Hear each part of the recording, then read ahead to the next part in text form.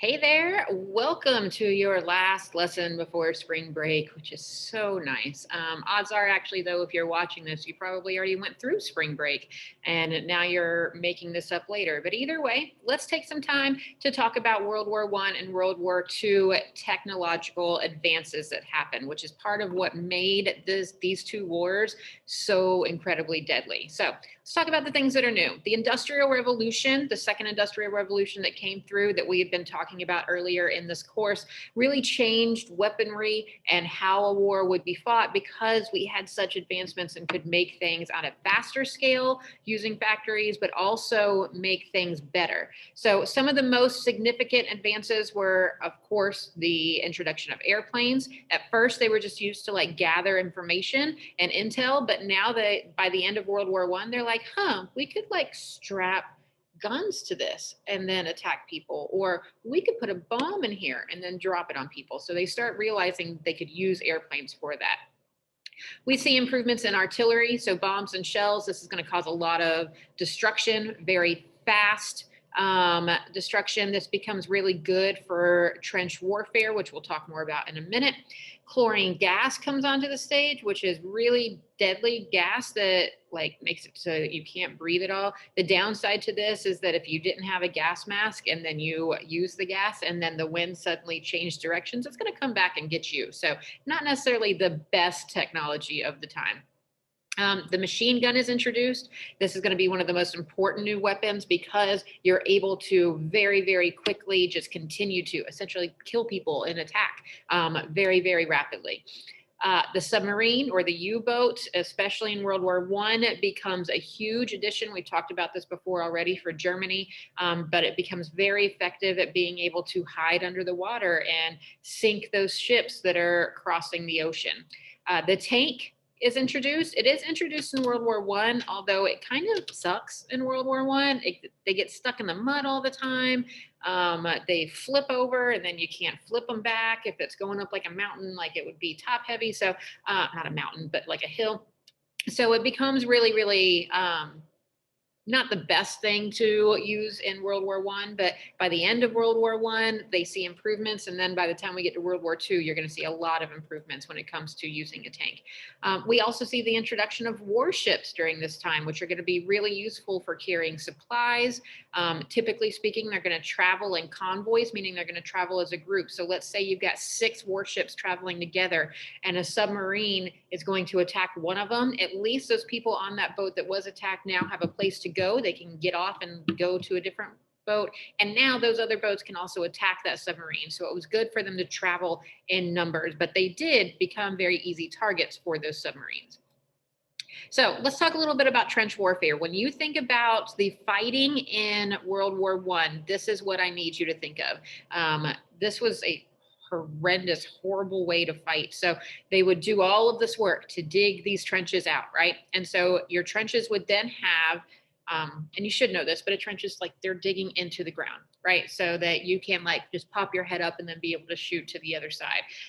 So all of this work, digging those trenches.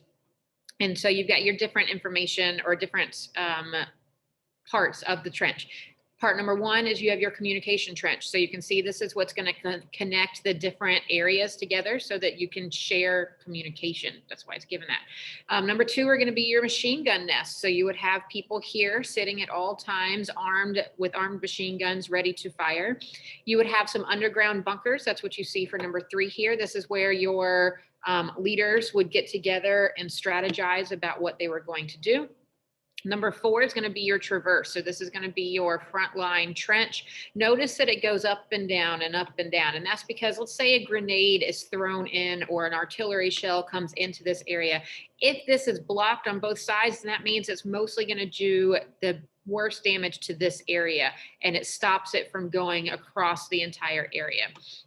Number 5 here is going to be areas of barbed wire to protect this area. And then number 6 is going to be your listening post. This is going to be like the worst spot that a soldier could be in. Your job is to like kind of lay low here and just listen to hear if the enemy is coming. And if they are, you're the ones that are right there for them to see it. The area in between the 2 trenches. So you would have a trench set up here and then you would have an area in between, and then the enemy's trench set up on the other side. The area in between those is going to be known as no man's land because no man wanted to go there. Here's the crappy thing about all of this is like when you're fighting a war like this, you're doing all of this work to dig these trenches, but you're not really getting a whole lot of like movement. It's like everybody's just bunkered down in their area shooting at each other, but you're not really advancing. And then with the weather coming and like it gets rainy and it gets muddy because you're in dirt and then people are getting sick, it's just a really, really horrible situation. So here you can see just kind of like another almost 3D rendering of how the trenches would work. This would be your no man's land. Here's your barbed wire. Here's your traverse frontline trench. Here's your underground bunkers, your area for the machine gun that would be protected by the people. So all the pieces that I just talked to you about, but in more of a 3D way. So World War I ends up becoming a very, very deadly war. So the length of the war, coupled with all of this new technology, places it as among one of the deadliest wars that we have on record. In total, there are approximately 17 million deaths that occurred due to the war. 10 million were military, so 6 million allies, 4 million Central Powers. 2/3 of them that died within a battle. Another third of them are going to die from sickness and disease. Like that was going to be really like you would get wounded possibly, and then that would end up not necessarily directly killing you, but then you could get sick from it and that could kill you. Or you would just get sick from being in those trenches and that would kill you. So not everybody that died from like being shot right in the middle of a battle. There are another 7 million civilians who died as a result. So innocent people who were not a part of the military who would die in World War I. And then there's going to be another 20 million that were just wounded. So it's a very, very deadly war. So let's continue on talking about the growth of technology after World War I is over. So between World War I and World War II, there's not going to be actually a whole lot of development in war technology because typically speaking, we're going to improve the technology as we need it. In the 20s and 30s, when we're not involved in any wars and we're isolated and our military isn't really strong or like big or anything like that, we're not thinking about like, what can we do to make our tanks the best that they can possibly be for the next time we fight a war? So typically speaking, most developments are going to happen during a war itself. But we do see areas of growth in World War II. We're going to see areas of growth in weaponry, logistical support, communication, and medicine. So I'm going to go through and talk about those 4 groups, and then we will close out the notes. So when it comes to weaponry, most advancements were improvements upon technology that had already been used in World War I. So we're just making our ships better, our submarines better, our tanks better, our airplanes better, our artillery better, our rocketry better. So everything's just getting better and better, but it's stuff that's already there. We're just improving upon it. Whereas in World War I, that was when we really see tanks introduced for the first time and airplanes introduced and submarines introduced. Now we have all this. We just need to make it better for us to use. And then, of course, we get the biggest and most significant advancement in weaponry during World War II, which is the introduction and creation of the atomic bomb. This was developed under a secret research team. It was called the Manhattan Project. Nobody knew what was actually being created. It was led by a man named J. Robert Oppenheimer, and they were working to try and be the first people that could build this bomb that could do some really, really bad destruction. And if we could be the ones that developed it first, that gives us the most power. So the goal was to be the first ones to actually do it. When it comes to logistical support, we are going to see advancements when we're talking about this. This is really like transportation that is happening. So we see trains being used a whole lot. Unfortunately, trains would be used a lot to transport people as well, especially by the Germans, transporting the people to concentration camps. But trains are going to be used a lot in World War II. New types of trucks. So your Jeep is going to be introduced. Amphibious vehicles like this one, which can drive on land, but then also convert into a boat in water. Ships, aircraft, all of these things that allow us to communicate and transport things are going to have a lot of improvements during this time. We also see some improvement with communication, not just by how we can get from one place to another, but how we can send information from one place to another. So gathering intelligence and communicating is going to end up having some improvements as well.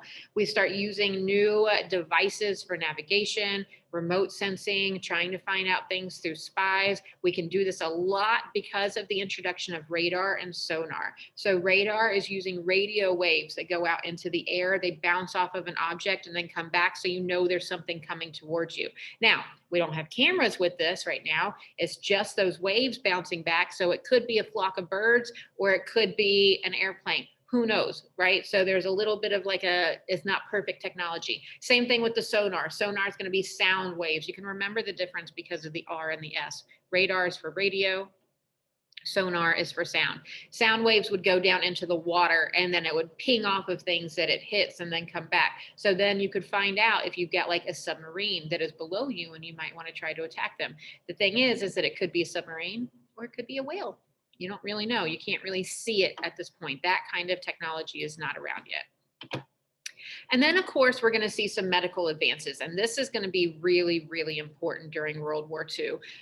Surgical innovations, chemical medicines, and techniques are all being improved during this time. We see the introduction of penicillin, which is an antibiotic, so that people that are getting infections from their wounds and stuff like that, this is going to save their lives dramatically. New burn techniques to help people be able to survive, blood transfusions, people donating blood and then using the platelets and stuff like that to help people continue to survive out on the battlefield. Morphine becomes very helpful because it takes away the pain. So it is a painkiller, but it's really, really important because if you are there, even if you're dying, at least you can die in a little bit of peace instead of an agonizing pain.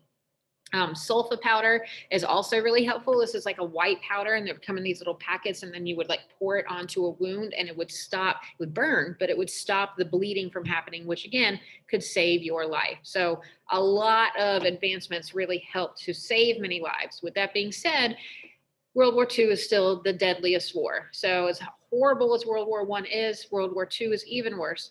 The estimated death toll is over 60 million individuals worldwide. That's about 3% of the world's total population. And I know that doesn't sound like a lot, but if you really put it in perspective, 3 out of every 100 people that were alive died because of World War II. That's a lot of people. Approximately half of those deaths came from the Soviet Union and China alone. They by far took the biggest brunt of the deaths during the war. The rest were going to be split amongst the other nations. The Allied powers have 5 times as many deaths as the Axis powers. So they win, but they have a lot more people that die. But that again is because of the Soviet Union and China being on the Allied side. In total, the United States lost about 400 to 500,000 soldiers in World War II, which is a lot of people. To put it in perspective, though, this pandemic that we're going through right now, we can take all of the U.S. soldiers that died in World War I, all of the U.S. soldiers that died in World War II, all of the U.S. soldiers that died in the Vietnam War, and all of the innocent people that died when we were attacked on 9/11. And you can add all of those US deaths up, and we've still had more people die from the coronavirus and from COVID than died in all 4 of those instances together, like combined. So we've had a lot of people die, but you know, there are still things out there when you're not fighting a war that unfortunately today, especially, are killing people as well. So let's talk about what you're going to do for your assignment today. I'm hoping that you really enjoy it. I usually have like a few kids that are really into learning about this. So hopefully you'll like the assignment. You've got 2 different tasks to complete. This one you won't do until right at the end of the class, and I'll talk about why with that in a second. The first one is your technology web quest. It is going to be you using the same website actually that you use, the Duckster's World War II for Kids website. So again, really easy reading.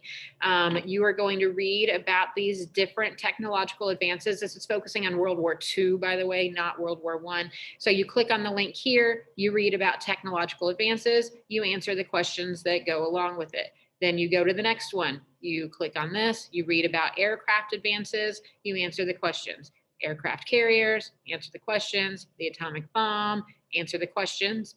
And then you have a critical thinking question at the end, which you need to explain thoroughly your answer in 3 to 4 sentences. So when you're done with that, make sure that you submit it. And then at the end of class, because I know this was the last day before spring break. So if you're watching this, you may not be able to do this, but this is how I made sure that people were actually participating and still with me throughout the entire class period as we were leading into spring break. But you can at least go and look at it. So task number 2 is a Jamboard that was required for people to complete. Now, when you see it, you're probably going to see answers all over it, but you're just going to be putting a sticky note on that is going to tell me which technological advancement of World War I or World War II do you think was the most important or the most impactful? So you're going to put that there. I'm going to ask that people don't say, like, I understand that the atomic bomb was, I want something other than the atomic bomb, because I just want you to really analyze other types of technological advances at the time. So you can see what other people put. Odds are, if you're watching this video, you were absent from class, and so you didn't get to participate in this, but you can at least see what people put for their answers. And then, let me back out of here now. When you are done with that, make sure that you're continuing to finish up any missing assignments from Unit 4 you might have. Finish your quiz from yesterday if you didn't finish that already. And with that being said, that's it. I don't have anything else for you. If you have any questions for me, let me know. You know how to get in touch with me, and I will see you guys later. Bye, y'all.